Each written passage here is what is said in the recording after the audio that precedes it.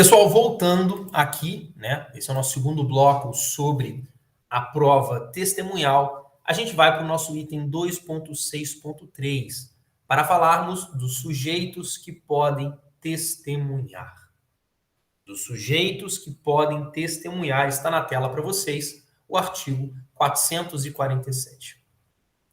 O artigo 447, pessoal, ele traz a regra geral, que é qual? Qualquer terceiro pode testemunhar. Qualquer terceiro pode testemunhar. Olha o que diz o artigo 447. Podem depor como testemunhas todas as pessoas,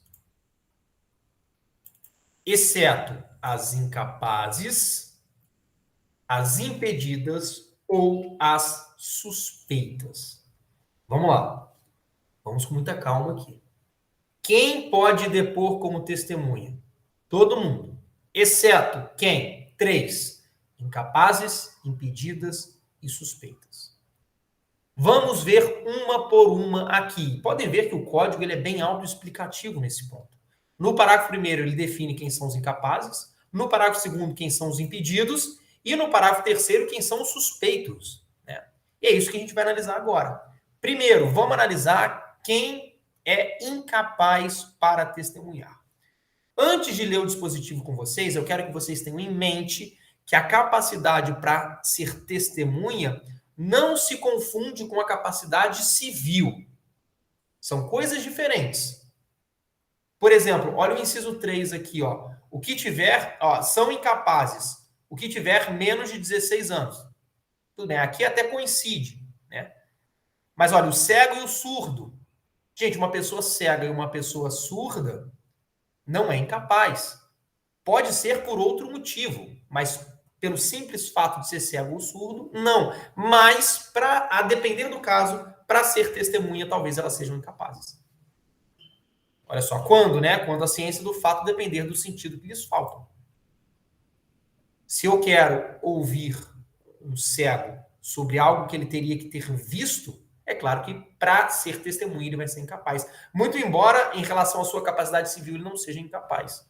Não por isso. Olha só, são incapazes. Primeiro, o interdito por enfermidade ou deficiência mental.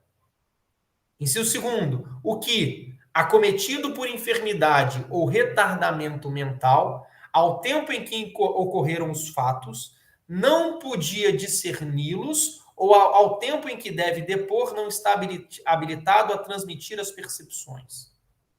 Incapaz também. Inciso terceiro, que tiver menos de 16 anos. E olha que interessante. Isso aqui só comprova que a capacidade para ser testemunha não coincide com a capacidade civil. Quem tem entre 16 e 18 anos, em relação à capacidade civil, é incapaz. É um relativamente incapaz, mas é um incapaz. Ora, quem tem entre 16 e 18, na verdade, de 16 para cima, é capaz para ser testemunha. Olha que interessante.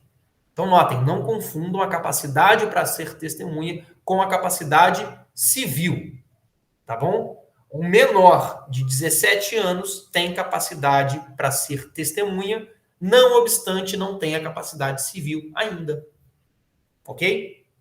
Então, esse parágrafo primeiro traz para a gente quem são os incapazes para testemunhar. E muita atenção, porque você deve estar pensando, professor, eu sei que existe um estatuto da pessoa com deficiência. 2015, é a lei 13.146. E aí, o estatuto da pessoa com deficiência mudou alguma coisa disso aqui? Na verdade, pessoal, não. O que tivemos de diferente aqui é que lá na parte onde trata da prova no Código Civil, a Lei 13.146 acrescentou o parágrafo 3º. Terceiro, deixa eu ver se é aqui. Parágrafo 2º, ao artigo 228, né, que diz o seguinte, deixa eu ver se eu coloquei aqui no material para vocês. Não coloquei. Mas diz o seguinte, preste atenção, eu vou ler aqui, eu estou com ele aberto. A pessoa com deficiência poderá testemunhar em igualdade de condições com as demais pessoas, sendo-lhe assegurados todos os recursos de tecnologia assistiva. Bom, como é que a gente compatibiliza esses dispositivos? E a doutrina diz o seguinte, olha, se for possível,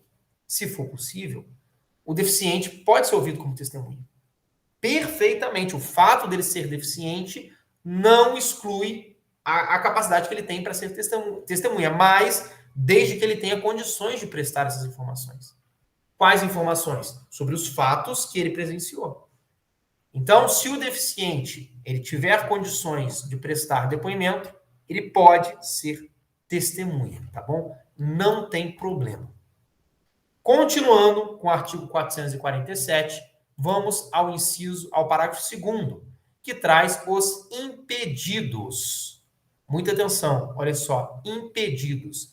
Inciso 1º, o cônjuge, o companheiro, o ascendente e o descendente em qualquer grau, olha, em qualquer grau, e o colateral até o 3º grau de alguma das partes. E vocês vão estudar lá em Direito de Família como é feita essa contagem, tá bom? Mas a cada vínculo que você tem é um grau. Por exemplo, qual é o seu grau de parentesco com o seu tio? Você vai da sua mãe, seu avô e avó, né? E seu tio. Então, são 3 graus. Seu parente de 3º grau. Um tio é um parente colateral de 3º grau. Então, olha só, o cônjuge, o companheiro, o ascendente, em qualquer grau e colateral, até o 3º grau de alguma das partes, por consanguinidade ou afinidade, salvo se o exigir um interesse público ou tratando-se de causa relativa ao estado da pessoa, não se puder obter de outro modo a prova que o juiz repute necessário ao julgamento do mérito. Olha só, nós temos uma regra, mas também temos exceção aqui, né? Essas partes aqui, o cônjuge, o companheiro, o ascendente, o descendente e o parente, até o 3º grau, eles podem ser ouvidos como testemunha? Não.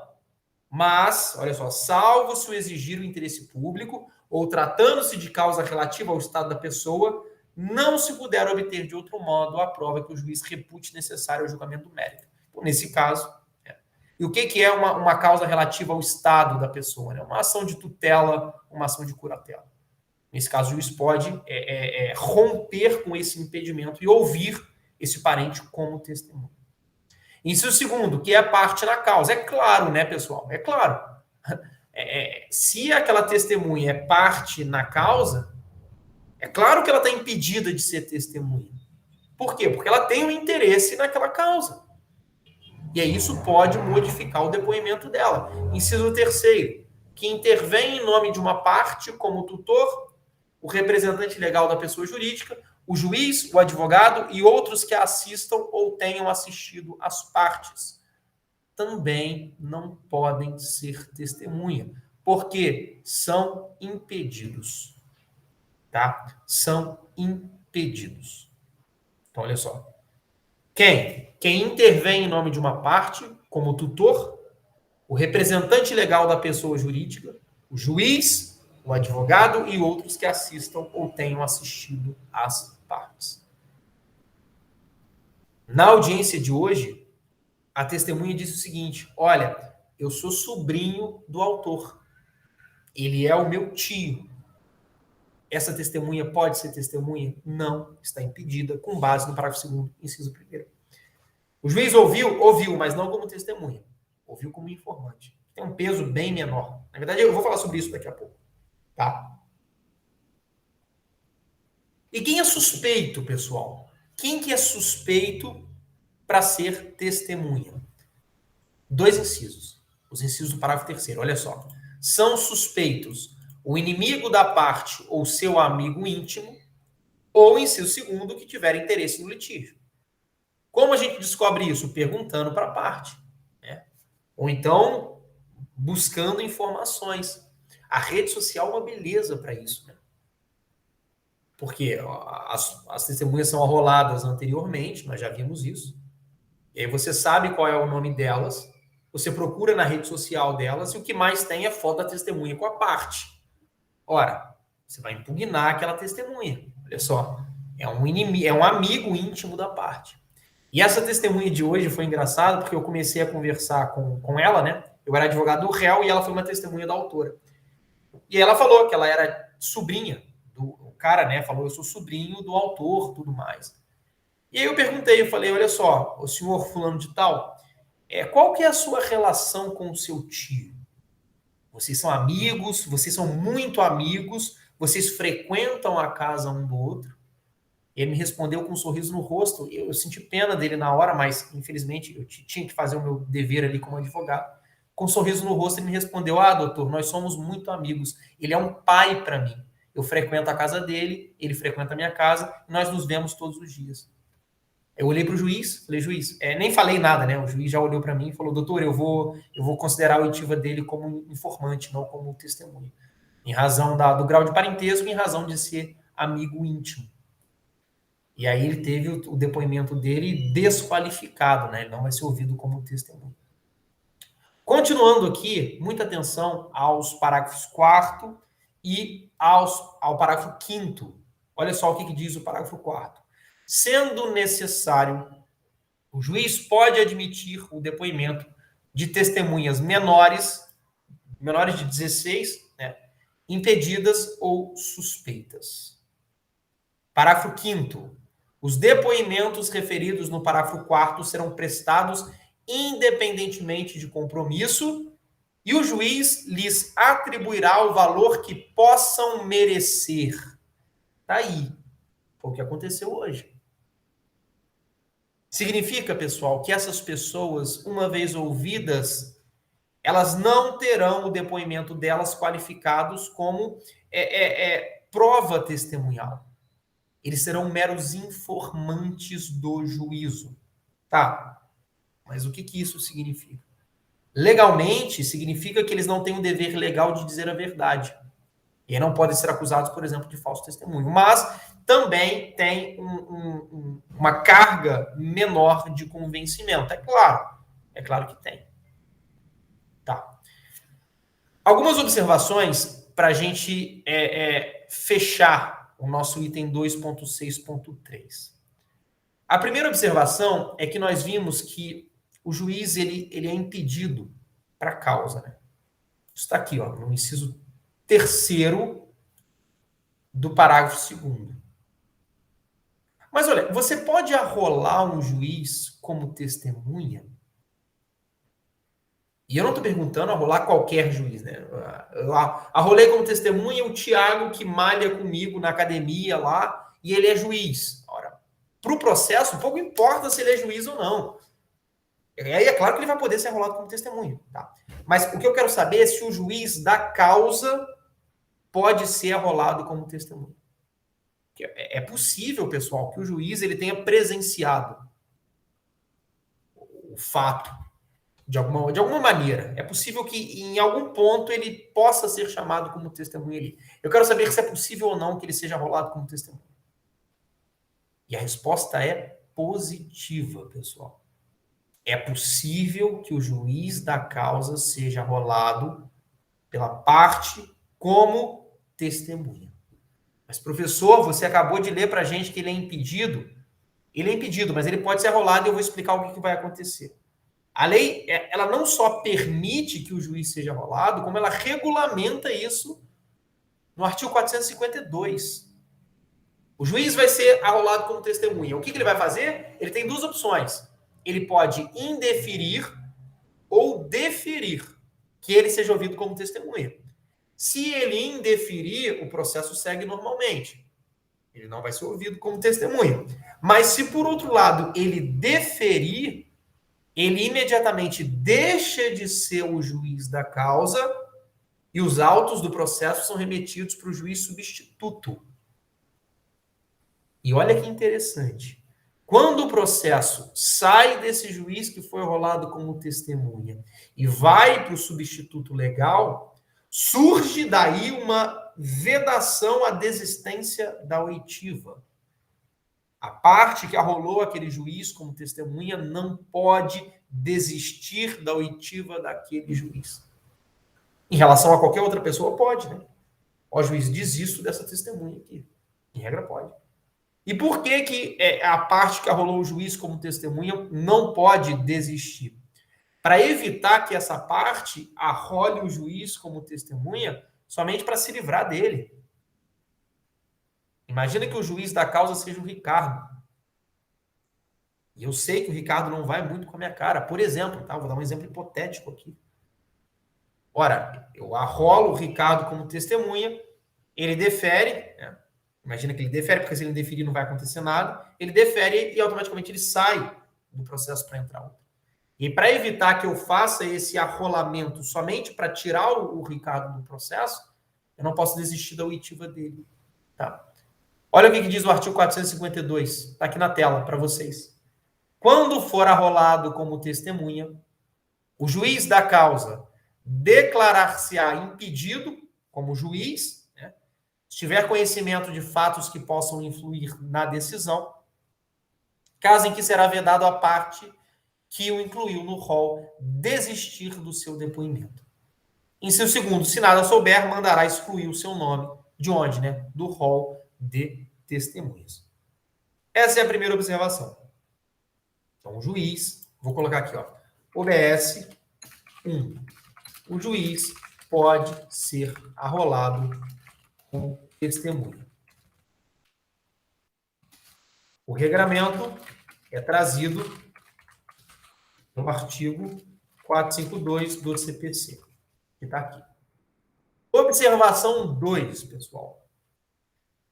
Existem algumas autoridades que exercem funções públicas que são de muita relevância, que são muito relevantes. Senador, presidente da República, procurador-geral da República e por aí vai. O artigo 454, que eu não vou trazer aqui para vocês, fica aí de dever de casa para vocês lerem em casa, artigo 454 do CPC, ele traz um rol que é bastante extenso, tá bom? Prevendo algumas autoridades que até têm o dever de testemunhar, mas tem uma importante prerrogativa de que a audiência de instrução, pelo menos a audiência para colher ali o seu depoimento, seja realizada no seu local de trabalho ou na sua residência. Então, olha só, vamos pegar um exemplo aqui do 454. Né? Olha só. São inquiridos em sua residência ou onde exercem sua função, inciso 1º, o presidente e o vice-presidente da República. Inciso 2º, os ministros de Estado. Então, imagina, pessoal, que o presidente da República seja arrolado como testemunha. Ele tem o dever de testemunhar? Tem, claro que tem. Ele pode dizer que ele não vai ser testemunha? Não, não pode. Só que ele tem uma prerrogativa de dizer o seguinte, olha, eu vou ser ouvido no meu local de trabalho ou então na minha residência. E é essa autoridade, no caso aqui do meu exemplo, o presidente da República, que vai escolher a data, o horário e o local. É claro que essa prerrogativa, ela pode perfeitamente ser objeto de renúncia. Se o presidente da República quiser se deslocar até o local do juízo para prestar o seu testemunho lá, ele pode. Mas, se ele quiser exercer essa prerrogativa que lhe é inerente, ele pode escolher a data, o horário e o local. Tá? E também, pessoal, temos que ter em mente que essa prerrogativa ela não pode ser utilizada como um abuso de direito. Imagina que o presidente da República diga que eu vou marcar, eu vou marcar, eu vou marcar, e nunca marca. E aí o CPC ele traz duas hipóteses em que a autoridade, que no nosso exemplo eu estou usando o presidente, mas pode ser o ministro, pode ser o vice-presidente, pode ser o PGR, tanto faz, eles perdem essa prerrogativa. Então, quando eles perdem essa prerrogativa? Em dois casos. Primeiro caso, se ele demorar mais de um mês para designar a audiência. Olha, não estou dizendo que essa audiência ela tem que ser designada dentro de um mês. Estou dizendo que, se ele demorar mais de um mês para dizer qual é a data, para designar a audiência, ele perde essa prerrogativa. Ele pode até marcar para uma data superior a um mês, mas ele tem que marcar essa data, tá bom? E o outro caso é se ele se ausentar de maneira injustificada à audiência que ele mesmo designou. Então, o presidente da República diz, olha, eu vou ser ouvido no dia 15 de dezembro de 2021. Hoje é dia 17 de novembro. E aí, no dia, ele não comparece. E também não justifica. Nesse caso, ele perde essa prerrogativa. Tá bom? Ah, mas a autoridade ela poderia depor por escrito? Não. A prova testemunhal, na sua essência, ela é necessariamente oral. Por mais alta que seja a autoridade, ela precisa depor oralmente. Tá bom, pessoal? Então, com isso, a gente fecha o nosso tópico 2.6.4.3 e a gente vai para o 2.6.4, que são os direitos e deveres das testemunhas. Matéria do nosso próximo bloco.